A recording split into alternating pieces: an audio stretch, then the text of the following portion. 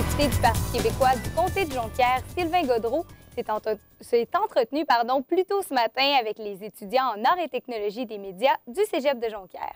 En marge du carrefour de rencontres entre étudiants et professionnels, je le reçois aujourd'hui pour parler de la façon dont il arrive à composer avec les médias. Monsieur Gaudreault, bonjour. Oui, bonjour. D'abord, comment vous qualifiez cette relation-là entre les politiciens et les médias? Bien, je dirais que c'est, dans le fond, un genre de relation d'amour-haine, hein, parce qu'on a, comme élus, comme politiciens, on a nécessairement besoin des médias. Alors, on va courir après, on va chercher à diffuser notre message, à faire part de nos idées. Quand on est dans l'opposition, à critiquer le gouvernement. Quand on est dans le gouvernement, à faire des annonces pour expliquer aux citoyens nos politiques. Mais c'est sûr qu'en même temps, on est très critique envers les médias parce évidemment, puis c'est correct comme ça, on ne les contrôle pas, mais ce n'est pas un compte-rendu exact de ce qu'on voudrait dire parce qu'il y a une analyse, il y a une distance qui est créée entre les journalistes et les médias. Parfois, il y a des chroniques ou des opinions de l'éditorial qui nous critiquent. Alors, c'est sûr qu'on est moins satisfait à ce moment-là. Mais en même temps, on a toujours besoin d'eux. Donc, c'est vraiment un rapport, je pense, d'amour-haine. Pensez-vous un peu que parfois, les journalistes ne vont pas nécessairement vers les sujets qui sont un peu plus complexes? Bien, je pense que les sujets plus complexes nécessitent évidemment plus de recherche, plus de temps. Et l'actualité nous rattrape toujours avec parfois des sujets plus, je dirais, explosifs, entre guillemets, ou qui prennent beaucoup, beaucoup de place par l'actualité. Et quand on arrive avec des sujets plus complexes, plus nuancés, bien, par définition, c'est plus difficile aussi de faire passer le message parce que l'actualité nous rattrape toujours. Alors, moi, évidemment, je souhaiterais qu'on puisse avoir des journalistes qui s'intéressent davantage au travail qu'on fait, par exemple, en commission parlementaire, où il se fait beaucoup de choses positives. Vous savez, 84 des projets de loi sont adoptés à l'unanimité, mais ça, c'est pas connu ou très peu connu. Et pourquoi? Parce que justement, en commission parlementaire, bien, on se parle, on trouve un équilibre, des compromis entre les différents partis, mais c'est sûr que ça demande plus d'attention, ça demande plus de suivi. Et parfois, la force des choses, l'actualité immédiate, les nouvelles en continu font en sorte qu'on s'éloigne de ça. Dans des cas comme ceux-ci, où par exemple en commission parlementaire, vous aimeriez parler d'un sujet, est-ce que vous avez des astuces parfois pour passer votre message justement aux journalistes? Oui, bien c'est sûr que quand on sait que quelque chose s'en vient dans une commission parlementaire, qu'on va recevoir par exemple comme témoin un sous-ministre ou qui va avoir des éléments importants à nous dire, bien, on peut le dire préalablement à un journaliste. Quand on sait, par exemple, qu'un journaliste s'intéresse à une question en particulier, on peut lui dire avant et dire, écoute, mercredi, on va avoir tel sous-ministre, je pense que ça pourrait être intéressant que tu sois là.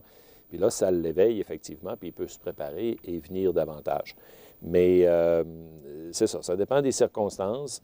Et il y a toujours le fait que le jour même de l'événement, bien là, il peut arriver autre chose dans l'actualité qui va attirer le journaliste ailleurs. Vous dites que vous choisissez parfois vos journalistes comme ça par rapport à leur intérêt. Est-ce que c'est seulement par rapport à leur intérêt ou il y a d'autres critères qui parfois font en sorte que vous choisissez ou vous ciblez un journaliste pour sortir une nouvelle? Bien, ça peut être par son intérêt, parce qu'on sait, par exemple, que dans le passé, c'est intéressé à un dossier en particulier. Donc, on sait que ce journaliste-là, par exemple, ou cette journaliste-là s'intéresse à un thème en particulier. Mais ça peut être aussi parce que le journaliste en question vient d'une région donnée, puis le sujet dont on parle s'adresse à la même région. Alors, à ce moment-là, on va en parler, on va cibler tel journaliste plutôt qu'un autre. Ça peut être un critère.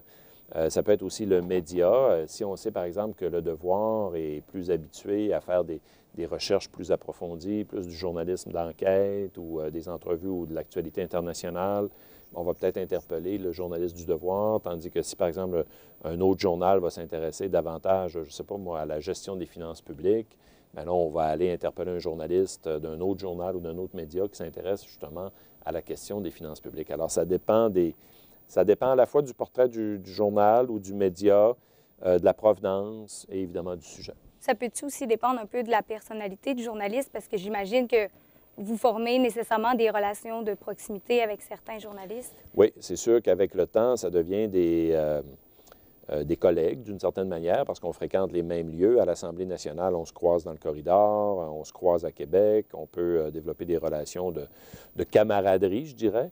Alors, c'est sûr qu'il se crée aussi des relations de confiance. Puis là, avec une relation de confiance, bien, on peut parler à un journaliste parce qu'on le connaît, puis on le connaît mieux, puis on a une certaine camaraderie. Donc, on est capable d'échanger avec un journaliste, justement, avec qui on a une relation plus étroite, je dirais. Pensez-vous que c'est quand même important de garder une certaine relation professionnelle? Oui, oui, oui. Moi, je parlerais, moi, c'est ça, je parlerais plus d'une distance professionnelle, d'une certaine éthique.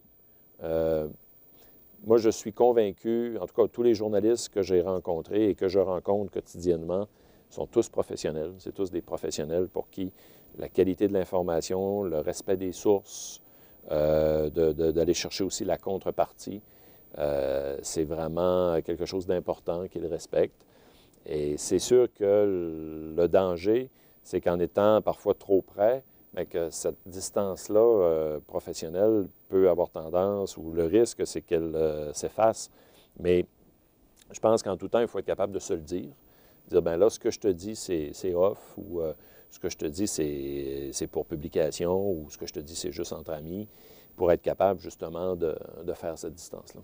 On le sait, vous voyagez beaucoup entre votre bureau de comté ici à Jonquière, l'Assemblée nationale. C'est quoi la différence entre un média qui est ici régional et un média qui est national? Bien, c'est sûr qu'ici, au Saguenay, par exemple, la relation de proximité n'est pas la même parce que les journalistes, ça peut être des amis, ça peut être le conjoint d'une amie ou d'un ami. On peut le rencontrer sur la piste cyclable. C'est des gens qu'on connaît, qu'on fréquente, qu'on rencontre à l'épicerie.